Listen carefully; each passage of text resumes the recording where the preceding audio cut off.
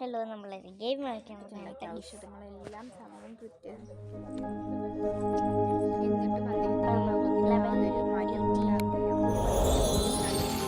സാധിക്കുന്നില്ല. രോഗത്തിന് നമുക്ക് നേടാൻ കഴിയാതെ അത് വിഷമിക്കുകയാണ് ഭർത്താവ്.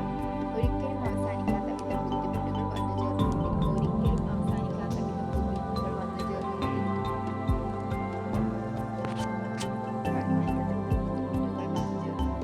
ഈ ക്രോശങ്ങളെല്ലാം ഞാൻ ആരോട് പറയുമെന്നാണ് ഷീലാവ് ചോദിക്കുന്നത്. ക്രോശങ്ങളെല്ലാം ഞാൻ ആരോട് പറയുമെന്നാണ് ഷീലാവ്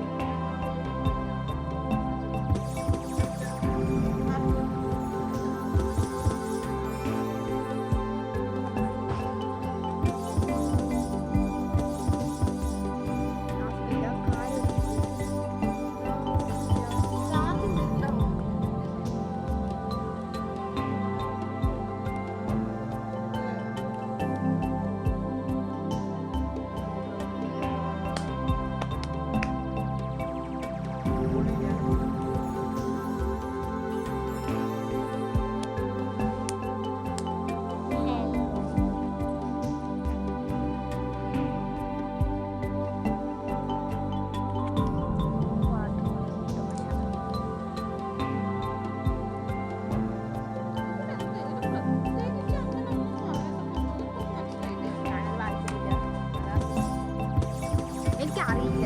ചാപ്റ്റർ 2 അറിയില്ല.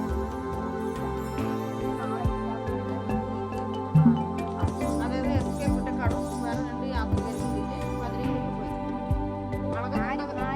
എസ്കേപ്പ് ഇട്ട കടവും സുഹൃത്തുക്കളും മറ്റു രണ്ട് സുഹൃത്തുക്കളും കൂടിയിട്ട് മധുരയിൽ എത്തിച്ചേർന്നു. അളകനന്ദിയുടെ അളകനന്ദവൻ അതിലൊരു നദി അവന്റെ വാഹനം നിർത്തി. അലുമിനിയം കൊണ്ടുണ്ടായ ഒരു തകരപ്പൂട് പോലെയാണ് അവന്റെ പാർപ്പിടം. തണുപ്പല്ലേ, അപ്പൊ ഈ തണുപ്പിൽ അവിടെയൊക്കെ നല്ല തണുപ്പാണ്. തണുപ്പിൽ മഞ്ഞിൽ രക്ഷപ്പെടാൻ വേണ്ടിയിട്ടാണ് അങ്ങനത്തെ വാതിലുകൾ. അപ്പൊ അതിനുള്ളിലാകുമ്പോൾ അലുമിനിയം വീടിനുള്ളിലാകുമ്പോൾ ഒരു തണുപ്പൊന്നും അധികം എത്തില്ല. പിന്നെ അയാൾ അവിടെ അങ്ങനെ വെയിറ്റ് ചെയ്തു. അവിടെ ആൾക്കാർ ബദരി അമ്പലത്തിൽ അയാളോട് വെയിറ്റ് ചെയ്തു. പിന്നെ അവിടെ വലിയ മരങ്ങൾ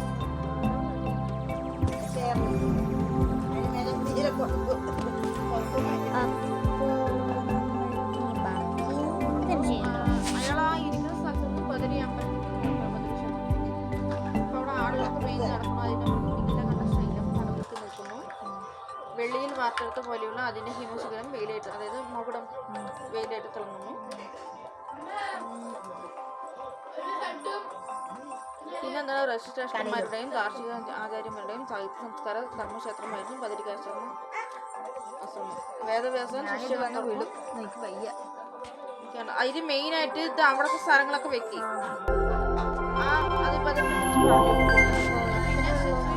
അടുത്ത വീഡിയോ നമ്മൾ ഇനി അപ്ലോഡ് ചെയ്യണം. എല്ലാവർക്കും ബൈ. അയാളുടെ വീട്ടിലാണ് താമസിച്ചത്. ഒരു